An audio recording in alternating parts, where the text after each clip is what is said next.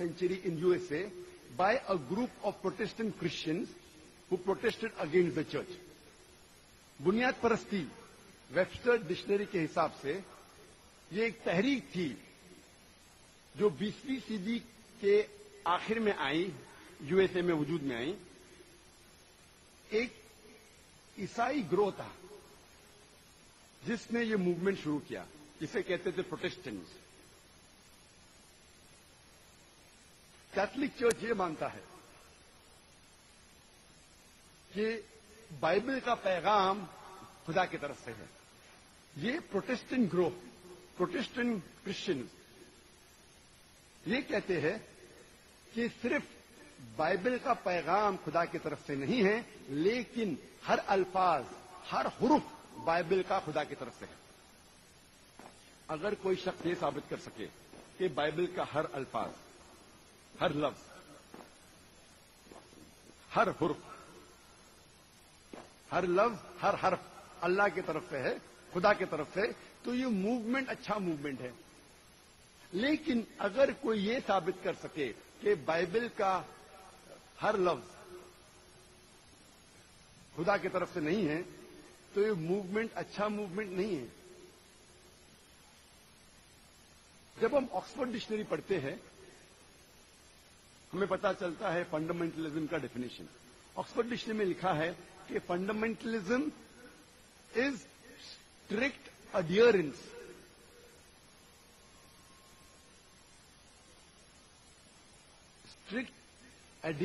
and maintenance of the ancient doctrines and fundamentals of any religion. Oxford dictionary के मुताबिक बुनियाद परस्ती के मानी हैं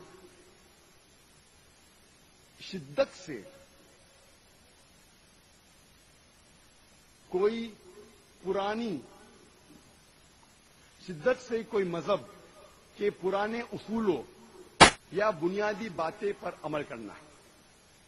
लेकिन जब हम रिवाइज्ड एडिशन पढ़ते हैं ऑक्सफोर्ड डिक्शनरी का, तो एक तब्दीली आ चुकी है उसमें. The revised edition of Oxford dictionary says that fundamentalism is a movement, fundamentalism is strict adherence or maintenance of ancient doctrine or fundamentals of any religion, especially Islam. बुनियाद परस्ती शिद्दत के साथ कोई मजहब के पुराने उसूलों या बुनियादी बातों पर अमल करना चाहिए, खुसूसन इस्लाम.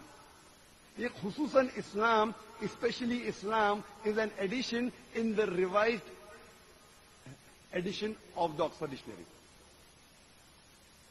जब भी आप सुने ये फंडामेंटलिस्ट, बुनियाद परस्त, आपके जहन में फौरन आ जाएगा मुसलमान. ये लफ्ज का इजाद किया था, वजूद में आया ईसाई की वजह से.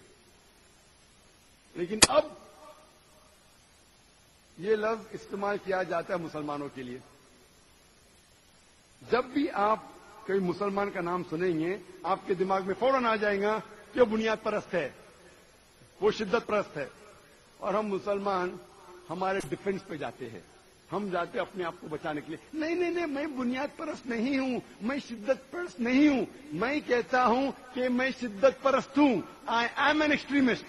I'm extremely kind, I'm extremely merciful, I'm extremely loving, I'm extremely honest. मैं कहता हूं कि मैं शिद्दत परस्त हूं, मैं शिद्दत से रहम करता हूं, मैं शिद्दत से प्यार करता हूं, मैं शिद्दत से दया करता हूं, मैं शिद्दत से अदल करता हूं, मैं शिद्दत परस्त हूं. मैं ये जानना चाहता हूं कि ये शिद्दत परस्ती इंसानियत के लिए क्यों बुरी है. मैं सही दिशा में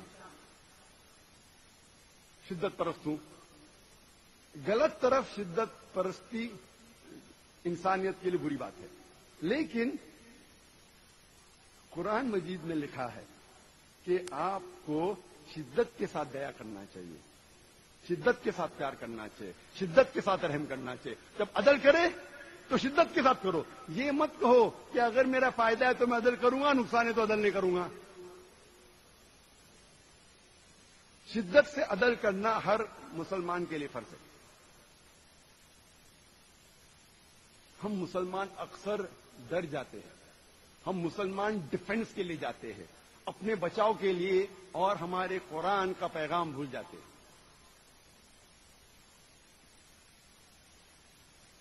آج کی میڈیا کہتی ہے کہ مسلمان دہشت گرد ہے, مسلم ٹیررسٹ. دہشت گرد کی کیا معنی ہے؟ جب کوئی انسان کوئی دوسرے انسان کی دل میں دہشت پیدا کرتا ہے اسے کہتے ہیں دہشت گرد. مثال کے طور پہ اگر کوئی چور پولیس کو دیکھتا ہے, اس چور کے دل میں دہشت پیدا ہوتی ہے, اس وقت وہ پولیس اس چور کے لیے دہشت گرد ہے. اسی پس منظر میں ہر مسلمان کو ہر چور, ہر غلط کام کرنے والے, ہر بلاತ್کار کرنے والے کے دل میں دہشت پیدا کرنا چاہیے. اس پس منظر میں ہر مسلم کو دہشت گرد ہونا چاہیے. جب بھی کوئی برے کام کرنے والا انسان مسلمان کو دیکھتا ہے اس کے دل میں دہشت پیدا ہونا چاہیے. قرآن کہتا ہے کہ برے لوگوں کے دل میں دہشت پیدا کرو, لیکن میں جانتا ہوں کہ عام طور پہ دہشت گرد اسے کہتے ہیں جو معصوم کے دل میں دہشت پیدا کرتا ہے. اس پس منظر میں ایک بھی مسلمان, ایک بھی معصوم انسان کے دل میں کبھی بھی نہیں دہشت پیدا کرنا چاہیے. یہ حرام ہے. کوئی مسلمان اگر کوئی معصوم انسان کے دل میں دہشت پیدا کرتا ہے, چاہے وہ مسلم ہے یا غیر مسلم ہے, وہ اسلام میں حرام ہے. کئی بار وہی انسان, وہی کام, لیکن اس کو دیے جاتے دو القاب. میں آپ کو مثال دوں گا. 60 سال پہلے, 70 سال پہلے, 80 سال پہلے جب ہمارا دیش انگریزوں کو حکومت کے اندر تھا, انگریز ہمارے دیش پہ حکومت کرتے تھے, اس وقت کئی ہندوستانی اس دیش کے آزادی کے لیے لڑ رہے تھے. یہ لوگ کو لقب دیا گیا تھا انگریزوں نے دہشت گرد کا. وہی انسان ہم عام ہندوستانی کہتے تھے کہ وہ دیش بھکت ہے, کہ وہ پیٹریوٹ ہے. وہی انسان, وہی کام, لیکن دو القاب. اگر آپ انگریزی حکومت سے سہمت ہے, کہ ان کے نظریے سے سہمت ہے کہ ان کو حق تھا ہندوستان پہ حکم کرنے کا, تو آپ بے شک ان لوگوں کو کہیں گے کہ یہ دہشت گرد ہے. لیکن اگر آپ عام ہندوستانی کے نظریے سے سہمت ہے کہ انگریز ہندوستان میں تجارت کرنے کے لیے آئے تھے, انہیں ہم پہ حکم کرنے کا کوئی حق نہیں, تو آپ انہیں کہیں گے کہ یہ دہشت گرد نہیں ہے, دیش کی آزادی کے لیے لڑ رہے ہیں. وہی انسان, وہی کام, لیکن دو القاب. اسی لیے لقب دینے کے پہلے آپ کو یہ تحقیق کرنے پڑے گا کہ کس وجہ کے لیے وہ جد و جہد کر رہے ہیں, یا کس وجہ کے لیے لڑ رہے ہیں. میں آپ کو اور ایک مثال دوں گا. سن 1875 میں 1875 میں امریکن ریولیوشن تھا. انگریز یو ایس اے پر حکم کر رہے تھے, اور کئی لوگ امریکہ کے اپنے دیش کی آزادی کے لڑ رہے تھے. اور یہ انگریز انہیں کہتے تھے دہشت گرد. اور اس وقت یہ انگریز کہتی تھی کہ دنیا کا سب سے بڑا دہشت گرد ہے جارج واشنگٹن. جب یو ایس اے کو آزادی ملتی ہے वही नंबर 1 दहशतगर्द, सबसे बड़ा दहशतगर्द दुनिया का जॉर्ज वॉशिंगटन, वो बन जाता है यूएसए का प्रेसिडेंट। आप सोच सकते, दुनिया का सबसे बड़ा दहशतगर्द बनता है यूएसए का प्रेसिडेंट। इससे हमें यह अंदाजा होता है कि जो भी ताकतवर है, वो जो भी लक़ब देता है वो इंसान को, चाहे सही या गलत है, वो लक़ब उसे चिपक जाता है और दुनिया उसे मानने लगती है। ये इस्लाम का उसूल नहीं है। इस्लाम का उसूल ये है कि अल्लाह ताला फरमाते सूरह हुजुरात में, सूरह नंबर 49 आयत नंबर 6 में, कि जब भी आपके पास कोई पैगाम आता है, कोई इल्म हासिल करते हैं आप, उसकी तहकीक करो दूसरे तक पहुंचाने के पहले। लेकिन आज की तारीख में जो भी ताकतवर लक़ब देता है, दुनिया उसे मान लेती है। मैं आपको और एक मिसाल दूंगा। साउथ अफ्रीका को आजादी मिलने के पहले गोरे उन पर हुकूमत करते थे। It was called an apartheid system, जो रंग में भेदभाव करते हैं। गोरे समझते थे कि हम सुपीरियर है, हम और आला है, हम ऊंचे इंसान हैं। उस वक्त गोरों ने नेल्सन मंडेला को अरेस्ट करके 25 साल से ज्यादा रॉबिन आइलैंड में कैद कर रखा था। और उस वक्त कहते थे गोरे कि नेल्सन मंडेला दुनिया का सबसे बड़ा दहशतगर्द है। जब साउथ अफ्रीका को आजादी मिलती है, वही सबसे बड़ा दुनिया का दहशतगर्द बन जाता है न्यू साउथ अफ्रीका का प्रेसिडेंट। चंद साल बाद उसी इंसान नेल्सन मंडेला को मिलता है नोबेल प्राइज फॉर पीस। क्यों? नहीं कि वो बुरा इंसान था और अच्छा बन गया, उसी काम के लिए जिसके लिए उसे 25 साल से ज्यादा कैद कर रखा था, उसी काम के लिए उसे मिलता है नोबेल प्राइज फॉर पीस। सोच सकते, दुनिया का सबसे बड़ा दहशतगर्द को मिलता है नोबेल प्राइज फॉर पीस।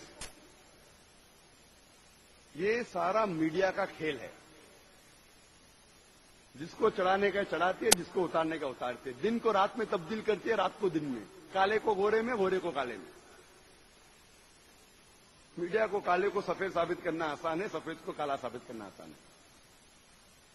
इसीलिए आप देखते इस्लामिक टेररिज्म तर्जुमा करेंगे तो हो जाता है कि अमन का दहशतगर्द। हो सकता है क्या अमन की दहशतगर्द?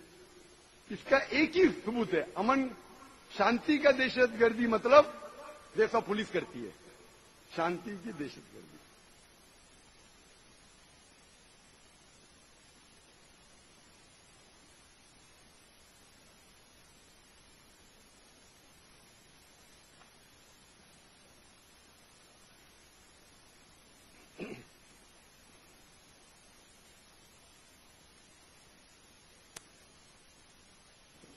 आज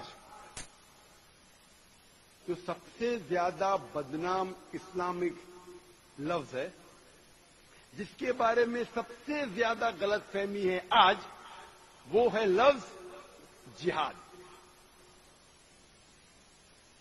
आज जिहाद के बारे में सबसे ज्यादा गलतफहमी है।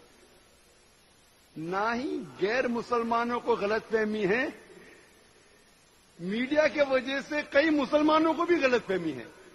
सिर्फ गैर मुसलमान नहीं, मुसलमान भी अक्सर सोचने लगे कि अगर कोई भी जंग मुसलमान लड़ता है, चाहे अपने जाती फायदे के लिए हो, चाहे नाम के लिए हो, चाहे पावर के लिए हो, चाहे जमीन के लिए हो, चाहे माल के लिए हो, उसे कहते हैं जिहाद।